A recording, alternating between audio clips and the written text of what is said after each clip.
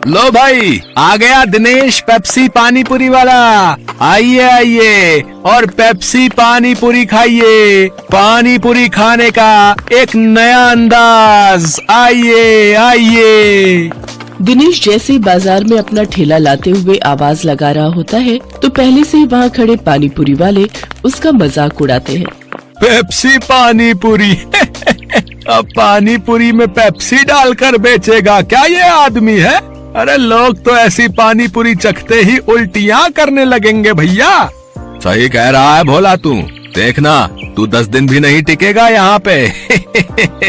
सभी पानी पूरी वाले उसका मजाक उड़ा रहे थे, लेकिन ग्राहक उसकी तरफ हैरानी से देख रहे थे।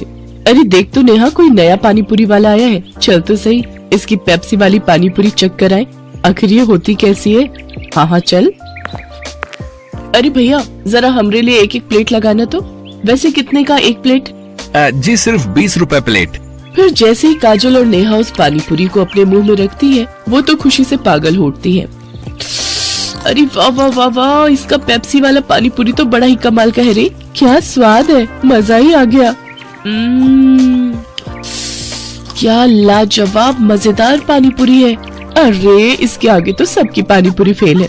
सुनो भाइयों बहनों, इस पेप्सी पानी पूरी वाले की पानी पूरी तो लाजवाब है। सब खाओ, दिल खोल कर खाओ, लेकिन भैया हमरे लिए पहले एक एक प्लेट और लगाओ। उन दोनों के इतना कहते ही दिनेश के ठेले के आसपास भीड़ लग जाती है। सभी उसकी पानी पूरी को चखने के लिए बेताब हो जाते हैं। भैया मेरे लिए जल्दी से एक प्लेट लगा दो भैया। अरे अभी तू ठहर भैया, है तू मेरे बाद आया था, पहले मैं खाऊंगा। हाँ भैया मेरा। अरे अरे सब्र करो भाई, सब्र करो। मेरी पेप्सी पानी पूरी तुम सबको मिलेगी, ठीक है? दिनेश की पेप्सी वाली पानी पूरी ने सब पर ऐसा जादू चलाया कि उसका धंधा जोरों से चल पड़ा। उस दिन के बाद वो जैसे ही ठेला लगाता उसकी कमाई शुरू हो जाती। अगर कुछ महीने ऐसे ही कमाई होती रही तो वो दिन दूर नहीं जब मेरे बंटू का इलाज हो जाएगा और वो पूरी तरह ठीक हो जाएगा। बंटू दिनेश का 7 साल का बेटा था और उसके दिल में छेद था। उसके ऑपरेशन के लिए डॉक्टर ने काफी खर्चा बताया था। दिनेश जब भी शाम को घर लौटता तो बंटू अक्सर उससे पूछता, पापा आपने मेरे इलाज के लिए पैसे जोड़ लिए क्या? अब कुछ ही महीनों की बात है बेटा, मैं जल्दी ही तेरे इलाज के लिए पैसे जोड़ लूंगा। ऊपर वाले की दुआ से अपना पेप्सी पानी पूरी का धंधा बहुत अच्छा चल रहा है। सच्ची पापा? फिर तो मैं भी आपके साथ खेल सकूंगा, दौड़ूंगा, भागूंगा और आप देखना फिर तो रेस में मैं ही फर्स्ट आऊंगा। दिनेश की बीवी संध्या जब भी अपने बेटे को ये कहते सुनती तो वो कहती, तू बिल्कुल भी परेशान मत हो बंटू, मैं रोज मंदिर जाकर तेरे ठीक होने के लिए भगवान से प्रार्थना करती हूँ। तू देखना भगवान तुझे बहुत जल्द ठीक कर देंगे। एक दिन दिनेश के ठेले पर हीरो नाम का अधेड़ उम्र का आदमी उसकी पानी पूरी चखने आता है। वो नशे में होता है, तभी उसकी नजर दिनेश के गले पर जाती है। किसी ने ठीक ही कहा था इसके बारे में, इसका गल्ला तो लबालब नोटों से भरा हुआ है भाई। हीरो एक ठग, शराबी और जुआरी किस्म का आदमी था। उसका काम ही लोगों को ये सब बुरी लत लगाना था। दिनेश के भरे गले को देखने के बाद हीरो उससे कहता है, अरे सुना है कि तेरे बेटे को कोई बड़ी बीमारी है अभी, है? और उसके इलाज के लिए तुझे लाखों चाहिए? हाँ भाई सही सुना है, मुझे मेरे बेटे के इलाज के लिए कई सारे पैसों की जरूरत है। तो तुझे क्या लगता है इस ठेले से तू लाखों रुपए कम समय में कमा पाएगा? इसके लिए तो तुझे कई साल लग जाएंगे। हाँ लेकिन इसके अलावा मैं और कर भी क्या सकता हूँ भाई? देख इसमें मैं तेरी मदद कर सकता हूँ। अगर तुझे हफ्ते भर में ही 5 लाख रुपए कमाने हो तो मुझे आकर मिल लेना। ये रहा मेरा पता, ठीक है ना? अच्छा अब मैं चलता हूँ, ठीक है भाई? आखिर ऐसा कौन सा रास्ता है इसके पास जो ये मुझे एक हफ्ते में इतने पैसे कमा कर दे देगा?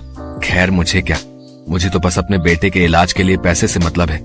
एक काम करता हूँ, एक बार जाकर इससे मिल ही लेता हूँ। यही सब सोचकर एक दिन दिनेश जाकर हीरो से मिलता है। हीरो उसे ऐसे सपने दिखाता है कि दिनेश ज्यादा पैसे कमाने के लालच में उनके साथ जुआ खेलने लग जाता है। कल मैंने 1000 रुपए लगाकर 2000 कमाए थे। ऐसा करता हूँ आज ठेले की सारी कमाई ही लगा देता हूँ, एक दिन में डबल कमाई हो जाएगी। धीरे धीरे दिनेश को जुए के साथ साथ शराब की लत भी लग जाती है। शराब की लत उसे ऐसी लगती है कि उसका अपने काम में मन ही नहीं लगता और वो ठेले पर खड़ा होकर भी शराब के नशे में डोलता रहता है। भैया एक प्लेट लगाना तो।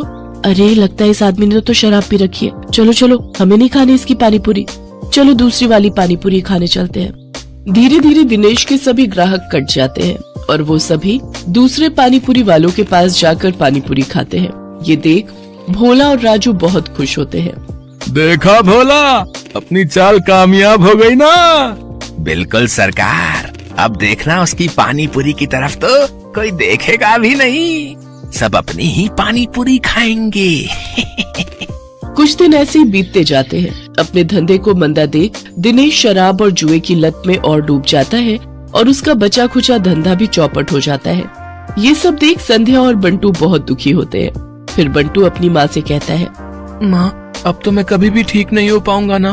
पापा तो अब सारे पैसे शराब और जुए में ही उड़ा देते हैं। तू परेशान मत हो मेरे लाल, बस ऊपर वाले पर भरोसा रख, एक दिन सब कुछ ठीक हो जाएगा।